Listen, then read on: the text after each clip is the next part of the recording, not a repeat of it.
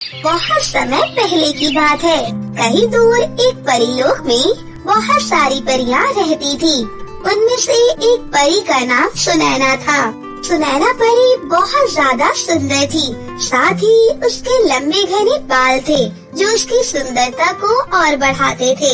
सुनैना परी का व्यवहार बहुत अच्छा था। सुनैना परी सभी परियों के साथ बहुत अच्छे से रहती थी और उनसे अच्छे से बात करती थी, जिससे परिलोक की सभी परियां सुनैना परी को बहुत पसंद करती थी। तो वहीं बहुत सी परियां सुनैना परी की सुंदरता से जलती भी थी, लेकिन सुनैना परी को इससे कोई फर्क नहीं पड़ता था। वो तो उनसे भी बहुत अच्छे से बात करती थी। वहीं सुनैना परी हर वीकेंड पर पृथ्वीलोक पर भी जाया करती थी और वहाँ मौजूद गरीब और लाचार लोगों की मदद करती थी। लेकिन सुनैना परी को मेकअप करने का बहुत शौक था। एक बार सुनैना परी मेकअप कर रही होती है, तभी सुनैना परी को अचानक से एक आइडिया आता है और सुनैना परी सोचने लगती है और अपने आप से बातें करते हुए बोलती है, वैसे मेकअप तो मैं अच्छा ही कर लेती हूँ, क्यों ना मैं एक ब्यूटी पार्लर खोल लूँ और सभी को सुंदर बना दूँ। अच्छा एक काम करती हूँ, पहले जाकर रानी परी से पूछती हूँ, क्योंकि उनकी इजाज़त लेना तो बहुत जरूरी है। रानी परी अगर मुझे इजाज़त दे देती है तो मैं बहुत जल्दी अपना ब्यूटी पार्लर खोल सकती हूँ और अपना मेकअप का टैलेंट वहाँ दिखाऊंगी। उसके बाद सुनैना परी तुरंत ही रानी परी के पास पहुँचती है और रानी परी से बोलने लगती है, रानी परी को मेरा प्रणाम। रानी परी, मैं आपसे कुछ बातें पूछने आई हूँ। आज मुझे एक आइडिया आया है, इसलिए मैं एक ब्यूटी पार्लर खोलना चाहती हूँ, जिसे खोलने के लिए मुझे आपकी इजाज़त की जरूरत है। अगर आप मुझे इजाज़त दें तो क्या मैं परीलोक में एक ब्यूटी पार्लर खोल सकती हूँ? देखो सुनैना परी, मैं तुम्हें ऐसे ही इजाज़त नहीं दे सकती और तुम भी अपनी मर्जी से परीलोक में ब्यूटी पार्लर नहीं खोल सकती हो। इसलिए मैं तुम्हें कुछ उपाय बताती हूँ। तुम्हें किसी एक जरूरतमंद की मदद करनी होगी जिसको तुम्हारी सख्त जरूरत हो, और इसके बाद ही मैं तुम्हें परीलोक में ब्यूटी पार्लर खोलने की इजाज़त जरूर दूंगी। इसलिए पहले तुम किसी जरूरतमंद की मदद करो और उसके बाद मेरे पास आना। ठीक है रानी परी, मैं बिल्कुल ऐसा ही करूँगी। उसके बाद रानी परी वहाँ से चली जाती है। रानी परी ने बोला है कि मुझे किसी एक जरूरतमंद की मदद करनी है, लेकिन परीलोक में मुझे तो नहीं लगता कि कोई जरूरतमंद मिलेगा भी। इसीलिए मुझे शायद से इस कार्य के लिए धरती लोक में जाना चाहिए। अब मैं जल्दी से धरती लोक की तरफ निकलती हूँ। फिर सुनैना परी तुरंत ही धरती लोक पर चली जाती है। तभी सुनैना परी को कहीं से रोने की आवाज सुनाई देती है। सुनैना परी इधर उधर देखने लगती है। तभी सुनैना परी को दिखाई देता है कि थोड़ी ही दूर पर एक छोटी सी बच्ची रो रही है। सुनैना परी जल्दी से उस बच्ची के पास जाती है और उस बच्ची से बोलती है कि बेटा, तुम क्यों रो रही हो? मुझे बताओ, क्या मैं तुम्हारी कोई मदद कर सकती हूँ? अरे आप तो एक परी हो ना? मेरी माँ ने मुझे बचपन में बताया था कि परियां सबकी मदद करती हैं। क्या आप भी मेरी मदद करने आई हो? हाँ बेटा, तुमने बिल्कुल सही कहा, मैं एक परी हूँ। चलो तुम मुझे अपनी परेशानी बताओ, फिर मैं तुम्हारी मदद करूँगी। फिर वो छोटी सी बच्ची सुनैना परी को बताती है कि परी जी, मेरा नाम आलिया है। मेरे चाचा चाची ने मेरे माता पिता का घर छीन लिया और मुझे धक्के मारकर घर से बाहर निकाल दिया। मैं कई दिनों से भूखी भी हूँ, लेकिन किसी ने मुझे खाना भी नहीं दिया, इसीलिए मैं रो रही हूँ। तभी सुनैना परी उस छोटी सी बच्ची को कहती है कि बेटा, अब तुम्हें घबराने की कोई जरूरत नहीं है, अब मैं आ गई हूँ ना। फिर सुनैना परी आलिया को लेकर एक खाली जगह पर आ जाती है और अपने जादू से वहाँ पर एक बड़ा सा आलीशान घर और कई सारी गाड़ियाँ प्रकट कर देती है।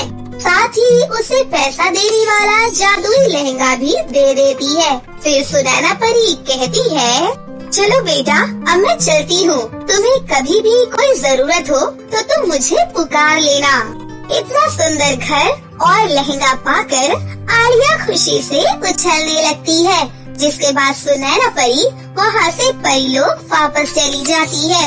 रानी परी सुनैना परी का काम देखकर बहुत खुश होती है और सुनैना परी को शाबाशी देती है। सुनैना परी, तुमने तो कमाल ही कर दिया। शाबाश, तुमने बहुत अच्छा काम किया। हाँ सुनैना परी, अब तुम परीलोक में अपना ब्यूटी पार्लर खोल सकती हो। मैं तुम्हें इजाजत देती हूँ। ब्यूटी पार्लर खोलने की इजाजत पाकर सुनैना परी बहुत खुश होती है और फिर कुछ ही दिनों में सुनैना परी अपना एक बड़ा सा ब्यूटी पार्लर खोल लेती है और सभी परियों का बहुत ही अच्छे से मेकअप करती है। सभी परियों को सुनैना परी का किया हुआ मेकअप बहुत पसंद आता है और वो परियां खुश होकर सुनैना को ढेर सारे पैसे देती हैं। इतने सारे पैसे पाकर सुनैना परी भी बहुत खुश होती है। अगर कोई परी एक बार सुनैना परी के ब्यूटी पार्लर में आती है तो वो बार बार वहीं पर आती है। उस दिन के बाद से सुनैना परी सभी का मेकअप करती रहती है और उससे बहुत सारे पैसे कमाती है, जिससे अब वो बहुत अमीर हो जाती है और हंसी खुशी से अपनी जिंदगी जीने लगती है।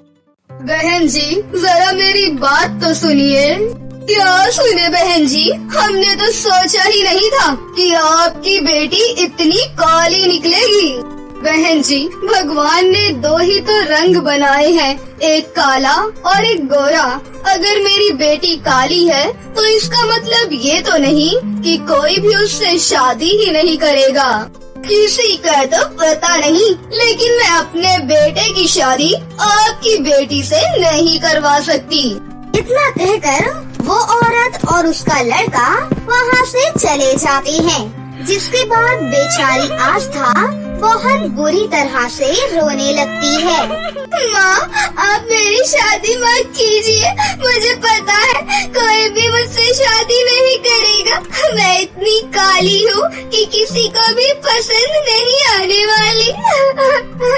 तभी वहाँ पर अपने कॉलेज से सेजल घर पर आती है।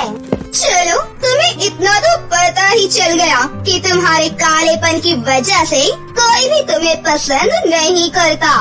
सेजल ऐसा कहकर अपने कमरे में चली जाती है। वहीं बेचारी आस्था को बहुत दुख होता है। ऐसे ही कई समय तक करुणा अपनी बेटी के लिए रिश्ता ढूंढते रहती है, लेकिन उसके कालेपन की वजह से कोई भी उससे अपने घर का रिश्ता नहीं करता। एक दिन महेश्वती नाम की एक औरत अपने बेटे का रिश्ता लेकर करुणा के घर पर आती है, जहां उसकी नजर सेजल पर पड़ती है। सेजल बहुत ही गोरी और सुंदर थी। इसी के चलते महेश्वती कहती है, बहन जी, मेरे दो बेटे हैं। मैं सोच रही थी कि क्यों ना आपकी दोनों बेटियों से अपने बेटों की शादी करवा दूं, क्योंकि मुझे आपकी दोनों ही बेटियां बहुत पसंद आई है। ये तो करुणा के लिए सोने पर सुहागा था। वो अपनी दोनों बेटियों की शादी महेश्वती के दोनों बेटों से कर देती है, जिसके बाद महेश्वती अपनी दोनों बहुओं को घर ले आती है। लेकिन इस बात से सेजल को बहुत ऐतराज था कि उसे अपनी बहन जरा भी पसंद नहीं थी, जिसके चलते वो जब अपनी सास को अपनी बहन से बहुत प्यार से बात करते हुए देखती है तो उसे बहुत गुस्सा आता है। ज्यादा ही पसंद आ रही है मेरी सास को मेरी काली कलूटी बहन। इसे तो बहन बोलते हुए भी मुझे शर्म आती है। इसको कुछ तो करना ही पड़ेगा। इस ससुराल पर सिर्फ और सिर्फ मेरा ही हक होना चाहिए। फिर क्या था, उस दिन के बाद से सेजल अपनी सास के कान भरना शुरू कर देती है। वो अपनी सास को अपनी बहन के ही खिलाफ भड़काती है, जिसके चलते महेश्वती अपनी काली बहू को उल्टा सीधा सुनाने लगती है। जब देखो काम चोरी करती हो, तुम्हें और कोई काम नहीं है क्या? अरे अभी तक घर की साफ सफाई भी नहीं हुई है, नाश्ता भी नहीं बना हुआ है, ऊपर से घर में पूजा भी नहीं हुई है। माँ जी, आज मेरी तबीयत बहुत ज्यादा खराब थी और रोजाना तो मैं काम करती ही हूँ, एक दिन क्या सेजल काम नहीं कर सकती। देखा माँ जी, कितना भी काम कर लूँ, दीदी को तो लगता है कि मैं बिल्कुल भी काम नहीं करती हूँ। सेजल बिल्कुल सही कहती थी तुम्हें, हम दोनों से बहुत ज्यादा चिढ़ है तुम्हें, क्योंकि तुम बहुत ज्यादा काली हो। अरे ऐसी बहू मुझे चाहिए ही नहीं। चल अभी के अभी इस घर से बाहर निकल। महेश्वरी उसका हाथ पकड़ती है और उसे घर के दरवाजे से बाहर निकाल देती है। इसके बाद वो घर के दरवाजे को बंद कर देती है। माँ जी, दरवाजा खोलिए माँ जी, मैं कहाँ जाऊँगी माँ जी? लेकिन फिर भी उसकी सास उसकी एक नहीं सुनती। उन दिनों आस्था का पति आयुष्मान भी गांव से शहर नौकरी के सिलसिले में गया हुआ था। अकेली बेचारी आस्था वहाँ से चुपचाप चली जाती है और चलते चलते उसे एक टूटी फूटी सी झोपड़ी दिखाई देती है। अब मैं क्या करूं? मेरे पास रहने का कोई ठिकाना तो है ही नहीं। चलो यहीं पर ही रह लेती हूँ। फिर आस्था उस टूटी फूटी झोपड़ी में ही रहने लगती है, जहाँ उसे एक देवी माँ की मूर्ति भी दिखाई पड़ती है। वो देवी माँ की मूर्ति के आगे हाथ जोड़कर वहीं पर अपना गुजारा करने लगती है। कई दिनों तक वो भूखी प्यासी रहती है और उसे कोई खाना तक नहीं देता। भीख मांगने से अच्छा उसे काम ढूंढना सही लगता है। फिर वो मुखिया के घर में साफ सफाई का काम शुरू कर देती है, जिसके चलते मुखिया उसे 2 वक्त की रोटी और कुछ पैसे भी देता है। एक दिन आस्था अपने आप से कहती है, अरे कब तक मैं इस तरह नौकरी करती रहूंगी? मुझे पार्लर का सारा काम आता है, लेकिन मुझे पार्लर की नौकरी कहीं मिल ही नहीं रही। क्यों ना मैं खुद का ही एक पार्लर खोल लूं? लेकिन मेरे पास पैसे तो है ही नहीं। बेचारी आस्था पार्लर खोलने के लिए मुखिया से कुछ पैसे उधार ले लेती है। इसके बाद वो एक छोटा सा पार्लर खोल लेती है। वो काली थी, जिसके चलते उसके पार्लर में कोई भी नहीं जाता था। कौन जाएगा इस काली कलूटे के पार्लर में? मुझे तो बिल्कुल भी यकीन नहीं होता कि इसके पार्लर में जाकर किसी को कोई निखार आएगा। इतनी बदसूरत पार्लर वाले के पार्लर में कोई नहीं जाने वाला। अरे जो खुद को खूबसूरत नहीं बना सकती, वो दूसरों को क्या बनाएगी? फिर वो दोनों वहाँ से चली जाती है और बेचारी आस्था ये सब सुन लेती है, जिसके बाद वो रोते हुए अपने पार्लर में रखी हुई देवी माँ की मूर्ति से कहती है, देवी माँ मेरी मदद करो, मैंने मुखिया से पैसे लिए हैं, मुझे उनके पैसे भी चुकाने हैं। ऊपर से मेरी काले रंग की वजह से मेरे पार्लर में कोई भी नहीं आ रहा। अब मैं क्या करूँ? मुझे कुछ भी समझ में नहीं आ रहा माँ। जैसे ही आस्था इतना कहती है, वहाँ देवी माँ की मूर्ति से एक सुंदर सी परी प्रकट होती है। तुम चिंता मत करो, मैं एक परी हूँ और मैं तुम्हारी मदद करूँगी। मैं जानती हूँ तुम्हारे साथ जो भी हुआ बहुत गलत हुआ है, लेकिन अब आगे तुम्हारे साथ कभी कुछ बुरा नहीं होगा। मैं तुम्हें एक जादुई शक्ति देती हूँ, लाओ अपने हाथों को आगे करो। जैसे ही आस्था अपने हाथों को आगे करती है, वो परी अपने हाथों से उसके हाथों को स्पर्श करती है, जिसके चलते वहाँ एक हल्की सी रोशनी उत्पन्न होती है। अगर तुम किसी भी इंसान को स्पर्श करोगी तो वो बहुत ही सुंदर और गोरा हो जाएगा।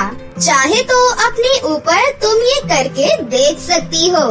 जैसे ही आस्था अपने चेहरे को स्पर्श करती है, वो बहुत ही सुंदर और गोरी हो जाती है। फिर वो उस परी का शुक्रिया अदा करती है, जिसके बाद परी वहाँ से गायब हो जाती है। उसके जाने के बाद वहाँ से एक काली सी मॉडल लड़की जा रही होती है। वो आस्था का ब्यूटी पार्लर देखकर उसके ब्यूटी पार्लर में आती है और कहती है, देखो मेरा कोई अच्छा सा मेकअप कर दो जिससे मैं थोड़ी गोरी सी नजर आऊं। आज मेरा एक फंक्शन है, मुझे उसमें बहुत सुंदर दिखना है। अनुष्का ऐसा कहकर कुर्सी पर बैठ जाती है, जिसके बाद आस्था एक क्रीम लेकर अनुष्का के चेहरे को स्पर्श करती है। इतना करते ही वो बहुत ज्यादा सुंदर और गोरी हो जाती है। जब अनुष्का अपने आप को शीशे में देखती है तो वो हैरान ही रह जाती है। ओह माय गॉड, क्या ये मैं हूँ? मुझे तो यकीन ही नहीं होता। तुमने तो मेरी काया ही पलट दी। ये सब तुमने कैसे किया? मैं तो बहुत खूबसूरत लग रही हूँ। मुझे इतना सुंदर बनाने के लिए तुम्हारा बहुत बहुत शुक्रिया। ये लो मेरी तरफ से ट्रिपल पैसे। अनुष्का इतना खुश हो चुकी थी कि वो आस्था को अपनी मेहनत के ट्रिपल पैसे देकर जाती है। वहीं आस्था भी बहुत खुश होती है। जिस फंक्शन में अनुष्का जाती है वहाँ उसकी सभी सहेलियाँ उसके गोरे रंग को देखकर बहुत प्रभावित होती हैं और उससे उसके पार्लर के बारे में पूछती हैं। पता नहीं कोई नया पार्लर था और वो पार्लर वाली भी सुंदर और गोरी थी। अगर तुम चाहो तो मैं तुम्हें वहाँ पर लेकर जा सकती हूँ। फिर अनुष्का की सारी सहेलियाँ उसके साथ आस्था के पार्लर में जाती हैं, जहाँ अनुष्का उन्हें भी गोरा करने के लिए बोल देती है। फिर आस्था ने एक एक करके सभी को स्पर्श कर दिया और वैसे ही वो गोरी और सुंदर हो जाती है। अरे वाह, ये तो कमाल हो गया। क्या बात है, ये ब्यूटी पार्लर तो जादुई ब्यूटी पार्लर है, जहाँ कोई भी काला आएगा तो वो गोरा होकर ही बाहर जाएगा। फिर क्या था, उस दिन के बाद से आस्था बहुत ज्यादा फेमस हो जाती है।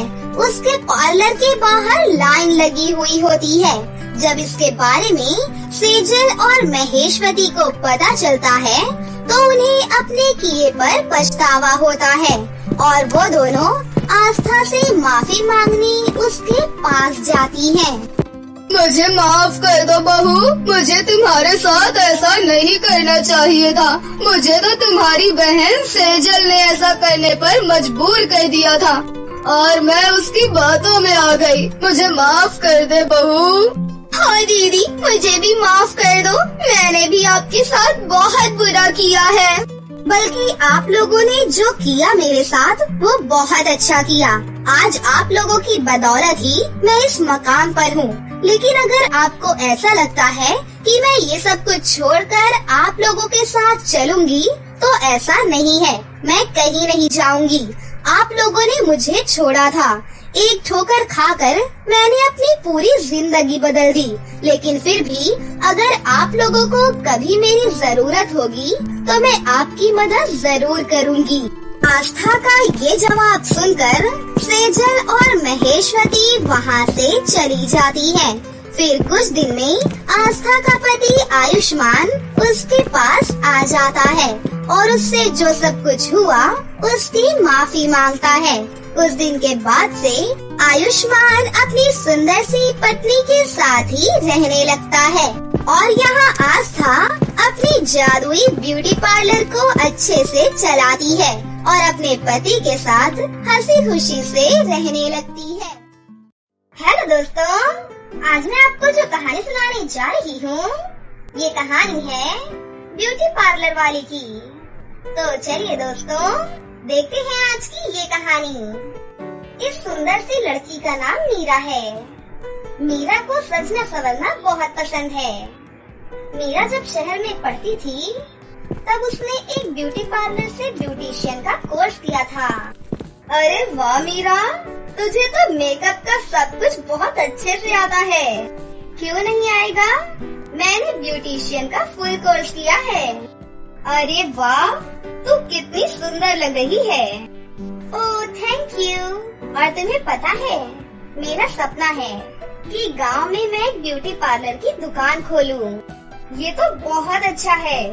तो तुम कब खोल रही हो अपनी ब्यूटी पार्लर की दुकान? शादी के बाद। तुझे तो पापा का पता है ना, वो तो पैसे भी नहीं देंगे। उनको तो ऐसा लगता है कि शादी ही सब कुछ है। वो कहते हैं ब्यूटी पार्लर डालकर क्या मुझे लड़की की कमाई खानी है? फिर कुछ दिनों बाद मीरा को देखने के लिए करण और उसका परिवार आता है। ये मेरी बेटी है मीरा, बीए किया हुआ है इसने। ये मेरा भतीजा करण है, बहुत पढ़ा लिखा है और सरकारी नौकरी भी है। अरे वाह, सरकारी नौकरी! और क्या चाहिए? सबका मुंह मीठा करवाइए। मीरा के पिताजी को सरकारी नौकरी वाले दामाद की ही खोज थी और करण को तो मीरा पहली ही नजर में बहुत पसंद आ गई थी, क्योंकि वो थी ही इतनी सुंदर। और 1 साल के बाद ही मीरा की शादी करण से हो गई। शादी के कुछ दिनों बाद ही मीरा ने करण को अपना सपना बताया। मेरा सपना है कि मैं एक ब्यूटी पार्लर की दुकान खोलूं। बहुत अच्छे, जरूर खोलेंगे। क्योंकि मीरा अक्सर ही ब्यूटी पार्लर की बातें करती थी, इसलिए करण बहुत ऊब चुका था। Beauty parlour. हाँ हाँ। फिर एक दिन मीरा बहुत ही भड़क गई। अरे मैं कितनी बार बोलूं आपको कि मुझे ब्यूटी पार्लर की दुकान खोलनी है। तुम्हें तो मेरी आर्थिक स्थिति पता है ना, ब्यूटी पार्लर के लिए पैसे कहाँ से आएंगे, बताओ मुझे। फिर मीरा सोचने लगी और वहाँ से अंदर कमरे में चली गई और अपने झुमके लेकर वहाँ से बाहर आई और बोली, ये है ना मेरे झुमके, ये किस काम में आएंगे?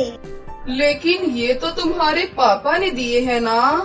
तो क्या हुआ, अगर समय पर मेरे काम नहीं आए तो इनका मूड ही क्या। आप इसे बेच कर आइए, फिर मैं ब्यूटी पार्लर खोल लूंगी, ठीक है? ठीक है। उसके बाद करण बाजार चला गया और उसने वो झुमके सुनार को बेच दिए और सारे के सारे पैसे मीरा के हाथ में रख दिए। मीरा पैसे देखकर बहुत खुश हुई। फिर अगले ही दिन मीरा ने बाजार से सारा ब्यूटी पार्लर का सामान खरीद लिया और कुछ ही दिनों में मीरा ने घर में ही ब्यूटी पार्लर खोल लिया। अब गांव की सभी औरतें मीरा के ब्यूटी पार्लर में ही आया करती थीं। मीरा अब बहुत खुश थी क्योंकि उसका ब्यूटी पार्लर बहुत अच्छा चल रहा था। उसकी आमदनी भी बहुत अच्छी थी। महीने के अंत में करण हिसाब किताब करने बैठ गया। इस महीने तुमने पूरे 30,000 रुपए का मुनाफा कमाया है। मैं नहीं कहती थी। हाँ, और अगर ऐसे ही चलता रहा तो जल्द ही हम बहुत अमीर बन जाएंगे। मीरा ने अपना ब्यूटी पार्लर का काम जारी रखा। ऐसे ही 1 साल बाद उसने एक दुकान खरीदी और उसने अपना ब्यूटी पार्लर खोला। देखते ही देखते मीरा का घर भी बड़ा हो चुका था। इस तरह मीरा ने ब्यूटी पार्लर चलाकर न सिर्फ अपना सपना पूरा किया बल्कि अपने पति की आर्थिक मदद भी की और उनका परिवार पहले से ज्यादा खुशहाल हो गया।